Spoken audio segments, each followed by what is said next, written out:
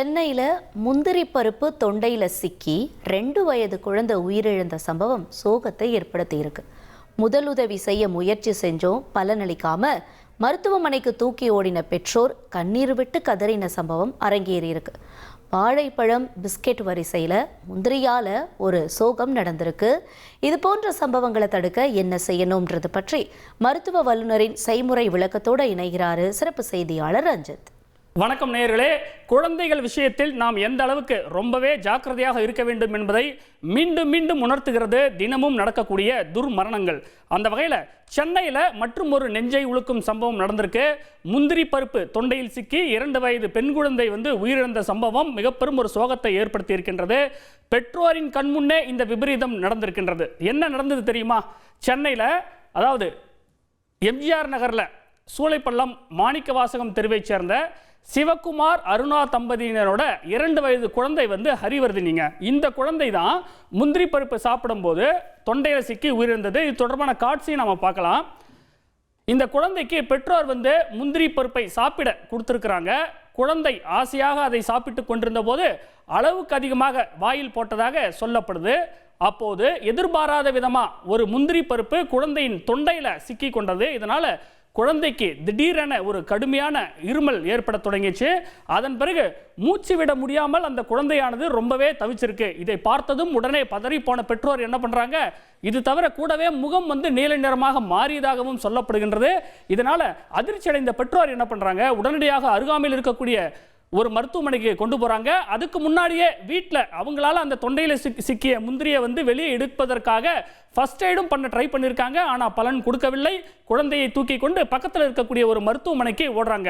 அங்கு குழந்தையை பரிசோதித்த மருத்துவர்கள் ஆபத்தான நிலை, குழந்தை மூச்சு திணறல் காரணமாக பாதிக்கப்பட்டிருக்கிறது, ரொம்பவே கிரிட்டிக்கல் கண்டிஷனில் இருக்கிறத கண்டுபிடிச்சு அதற்கான தீவிர சிகிச்சை கொடுத்திருக்கிறாங்க. ஆனால் சிகிச்சை பலனின்றி குழந்தை ஹரிவர்தினி பரிதாபமாக உயிரிழந்து விட்டது. பெற்ற மகளை கண்முன்னே பறிகொடுத்த பெற்றோரின் கதறல் மருத்துவமனையில் இருந்த அனைவரையும் கண்கலங்க வைத்து விட்டது. குழந்தையின் உடலை மீட்டு பிரேத பரிசோதனைக்காக அரசு மருத்துவமனைக்கு அனுப்பி வைத்து இந்த சம்பவம் தொடர்பாக எம்ஜிஆர் நகர் போலீசார் விசாரணை நடத்திட்டு வராங்க. பிரேத பரிசோதனை அறிக்கை வந்த பிறகே குழந்தையின் இருப்பிற்கான முழுமையான காரணம் என்னன்னு தெரிய வரும்னு போலீசார் தெரிவிச்சிருக்கிறாங்க. சரி, பாதாம் முந்திரி போன்றவை ஹெல்த்தியானது, குழந்தை ஆரோக்கியமாக இருக்கணுங்கிறதுக்காக பேரண்ட்ஸ் ஆசையாக சாப்பிட கொடுக்குறாங்க. ஆனால் அந்த முந்திரி பருப்பே குழந்தையின் உயிரை பறித்து விட்டது பெரும் சோகத்தையும் அதிர்ச்சியையும் ஏற்படுத்தியிருக்கின்றது. இது முதல் சம்பவம் இல்லைங்க. இதுக்கு முன்னாலேயும் இது போல பல சம்பவங்கள் தமிழகம் முழுவதும் பல்வேறு மாவட்டங்களில் தொடர்ந்து நடந்துகிட்டு இருக்கு. அந்த வகையில் 2016 நெல்லையைச் சேர்ந்த 2 வயது குழந்தை இதே போல முந்திரி சாப்பிடும்போது தொண்டையில் சிக்கி மூச்சு திணறலால் உயிரிழந்தது. 2024 கும்மிடிப்பூண்டியில் டீயில் பிஸ்கட் தொட்டு சாப்பிடும்போது 3 வயது குழந்தை இதே போல தொண்டையில் பிஸ்கட் சிக்கி உயிரிழந்தது. 2025 ஈரோடு மாவட்டத்தில் 4 வயது குழந்தை வாழைப்பழம் சாப்பிடும்போது தொண்டையில் சிக்கி உயிரிழந்தது. இது போன்ற பல சம்பவங்கள் தொடர்ந்து பல்வேறு மாவட்டங்களில் நடந்துகிட்டு இருக்கு. விலை மதிப்பிற்ற பச்சிளம் குழந்தைகளின் உயிர் பறிபோயிருக்கின்றது.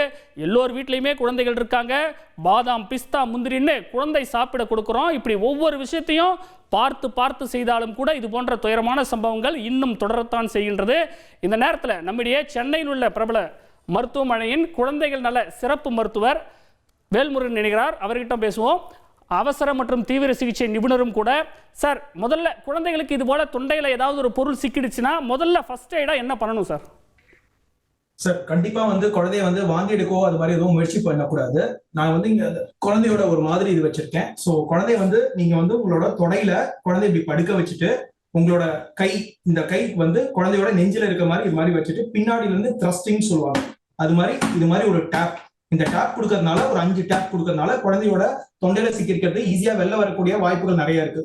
ஸோ இதுதான் பேசிக் முதலுதவியா நம்ம சொல்லுவோம். அண்ட் இந்த மாதிரி நீங்க பண்ணும்போது குழந்தைக்கு கண்டிப்பா கான்சியஸ்னஸ் இருக்கணும். குழந்தை இது மாதிரி முழுங்கணும்னா என்ன சிம்டம்ஸ் மேஜரா குழந்தைக்கு வரும்னு பாத்தீங்கன்னா, ஒரு பயங்கர பவுட் ஆஃப் காஃப்ஸ் சொல்லுவாங்க. அடிக்கடி சடனா வர இருமல் அது மாதிரி வரும். குழந்தைக்கு சில சமயம் மூச்சு முட்டுற மாதிரி இருக்கலாம், சில சமயம் மூச்சு ஃப்ரீயா வரலாம். ஸோ இதுதான் மேஜர் சோக்கிங்கான சிம்டம்ஸ். ஸோ இந்த குழந்தைய இப்படி பிடிச்சு இப்படி பின்னாடி அந்த த்ரஸ்ட் பண்றது மூலியமா அது தொண்டையில சிக்காம வெளில வரதுக்கான பாசிபிலிட்டிஸ் அதிகம். சார், உங்ககிட்ட இருக்கிற மாதிரி இன்னும் கொஞ்சம் மேல தூக்கி காட்டுங்க சார். ஸோ நம்ம நேயர்கள் எல்லாருக்கும் இன்னும் தெளிவா பார்க்க முடியும். ஸோ இது ஆக்சுவலா வந்து நம்ம தொடையில வச்சு பண்ணலாம் இது. அதனால உங்களுக்கு பார்க்கணுங்கிறதுக்காக நான் மேல தூக்கி காட்டுறேன். பட் தொடையில வச்சு இந்த பொசிஷன்ல வச்சு பண்றதுதான் கொஞ்சம் பெட்டரா இருக்கும். இது வந்து இப்படி இது மாதிரி மூவ்மெண்ட்ஸ் ஒரு 5 த்ரஸ்ட் கொடுக்கறதுனால தொண்டையில சிக்கிறது ஈஸியா வரக்கூடிய பாசிபிலிட்டிஸ் ஜாஸ்தி. சார் என்னென்ன பொருட்கள் குழந்தைகள் பொதுவாக சாப்பிட கொடுக்கும்போது ரொம்ப கவனமா இருக்கணும்?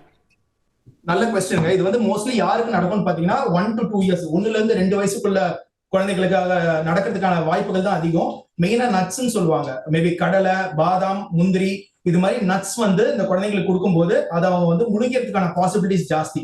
அது வந்து நட்ஸ், பாதாம், முந்திரி இல்ல வந்து கடலை, இந்த மிச்சர்ல இருக்க கடலை இதெல்லாம் வந்து அது மாதிரி முழுங்கிறதுக்கான வாய்ப்புகள் தான் ரொம்ப ஜாஸ்தி. மீதி உணவுகள் இது மாதிரி பெருசா முழுங்கக்கூடிய வாய்ப்புகள் இல்ல. பட் இது மாதிரி nuts varieties and even foreign பாடிஸ்ன்னு சொல்லுவாங்க. ஒரு சின்ன போல்ட், நட்டு அது மாதிரி கூட வந்து இது மாதிரி போட்டுக்கிட்டு இருக்கிறதுக்கு வாய்ப்புகள் ஜாஸ்தி. சார் பேரண்ட்ஸும் அந்த குழந்தைக்கு முதலுதவி சிகிச்சை கொடுக்க முயற்சி செஞ்சதா சொல்லப்படுது. ஆனாலும் கூட மருத்துவமனைக்கு கொண்டு செல்லும்போது அந்த குழந்தை வந்து உயிரோடு இல்லை. பொதுவாக இப்போ இந்த முதலுதவி சிகிச்சையில் ப்ராப்பராக அதை எப்படி சார் செய்யறது? இதுக்கு என்ன காரணமாக இருக்கும்? இல்ல முதலுதவி வந்து அவங்க என்ன கொடுக்கணும்னு ப்ராப்பரா தெரிஞ்சு கொடுத்தாங்கன்னா இட் பி பெட்டர். அது இல்லாம நிறைய சில பேர் வீட்டுல தொண்டையில கைவிட்டு எடுக்க ட்ரை பண்ணுவாங்க, இல்ல அந்த குழந்தைய வாந்தி எடுக்க முயற்சி பண்ணுவாங்க. சோ அப்படி இருக்கும்போது அந்த குழந்தைய வந்து ஆபத்து வர்றதுக்கான காரணங்கள் தான் ஜாஸ்தி. சோ இப்ப நான் சொன்ன மாதிரி இது மாதிரி ஒரு மெனுவர் பண்ணோம்னா ஓரளவுக்கு அது வெளில வரதுக்கான வாய்ப்புகள் ஜாஸ்தி. பட் அது இல்லாம அந்த குழந்தைக்கு வேற ஏதாவது முதலுதவி கொடுக்கறதுனால தெரியாம எதுவும் கொடுக்கறத விட நியர்பை ஹாஸ்பிட்டல் கூட்டு போறது இட்ஸ் ஆல்வேஸ் சேஃப்.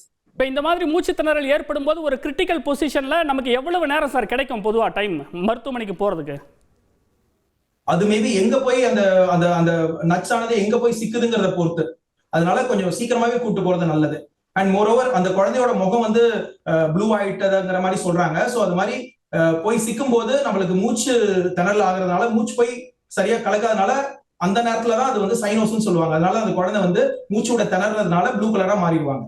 சார் இப்போ உங்களுடைய மருத்துவமனைக்கு இது மாதிரி எமர்ஜென்சி கேசஸ்ல தொண்டையில் ஏதாவது பொருள் சிக்கி குழந்தை வந்திருக்குதா? ஏதாவது ஒரு பர்டிகுலர் கேஸை பற்றி சொல்ல முடியுமா? வந்திருக்காங்க, எங்க மருத்துவமனைக்கும் வந்திருக்காங்க. நம்ம இது முதலுதவி மூலியமா அவங்களை சரிப்படுத்த முடியாம வந்திருக்காங்க. அது மாதிரி இருந்தப்போ நம்ம வந்து ஸ்கோப் வச்சு அதை எடுத்திருக்கோம். உள்ள ஸ்கோப் இருக்கும், பிராங்கோஸ்கோப்னு சொல்லுவாங்க. அதை வச்சு உள்ள வச்சு அதை வச்சு எடுத்திருக்கோம். எடுத்துட்டு அந்த குழந்தைய குணப்படுத்தி வீட்டுக்கு அனுப்பிச்சிருக்கோம்.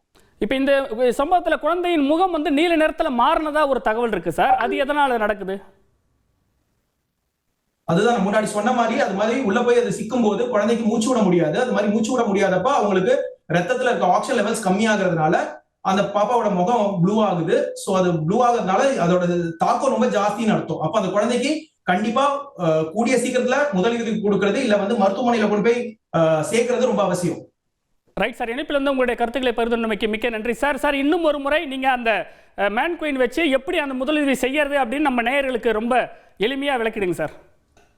சோ இப்படிதான் அந்த குழந்தைய நீங்க ஹோல்ட் பண்ணணும். முடிஞ்ச அளவுக்கு உங்களோட தொடையில அந்த குழந்தைய இப்படி படுக்க வச்சுட்டு கையை இப்படி பின்னாடி அந்த குழந்தையோட நெஞ்சில வச்சுட்டு பின்னாடி இருக்க முதுகுல இது மாதிரி ஒரு 5 தடவை இது மாதிரி தட்டினீங்கன்னா அது வெளில வரதுக்கான வாய்ப்புகள் ஜாஸ்தி. அந்த குழந்தைய நீங்க இந்த பொசிஷன் தான் வச்சுக்கணும். ஆக்சுவலா இந்த பொசிஷன்ல வச்சுட்டு இது மாதிரி தட்டணும். இப்போ நம்ம இணையத்துல பல வீடியோக்கள் பார்க்கும்போது அவங்க இன்னும் வெவ்வேறு மெத்தட் ட்ரை பண்றாங்களே சார், நீங்க ஒரே ஒரு மெத்தட் தான் சொல்றீங்க? சாரி சார், இப்போ இணையத்துல யூடியூப்ல பல வீடியோக்கள் பார்க்கும்போது இப்போ நீங்க குழந்தைய வந்து குப்புற படிக்க வைத்து முதுகு பக்கமா தட்டுற மாதிரி நீங்க காமிச்சிங்க. இன்னும் இந்த மாதிரி வேற என்ன மெத்தட் இருக்கு சார்? இது மாதிரி தான் தட்டணும். இது மாதிரி தட்டும் போது தான் அது வெளில வரதுக்கான வாய்ப்புகள் ஜாஸ்தி. அதனால தான் இப்படி பண்றோம். சோ பிரதானமாக இந்த முறையை தான் வந்து ஃபாலோ பண்ணணும். ஆமா வேற வந்து குழந்தைய வந்து விரல வச்சு வாயில இருந்து வாந்தி எடுக்க வைக்கிறது இல்ல குழந்தைக்கு வேற ஏதாவது பண்றது பண்ணக்கூடாது. நன்றி சார். இணைப்பில் வந்து உங்களுடைய கருத்துக்களை பகிர்ந்து மிக்க நன்றி. நேயர்கள் அனைவருக்கும் புரியும்படி ஒரு டெமோ விளக்கத்தோடவே செஞ்சு காட்டினீங்க. நன்றிங்க சார். நேயர்களே, குழந்தைகள் விஷயத்தில் பெற்றோர்கள் இன்னும் எவ்வளவு ஜாக்கிரதையாக இருக்க வேண்டும் என்பதை இது போன்ற சம்பவங்கள் நமக்கு உணர்த்துவது குறிப்பிடத்தக்கது.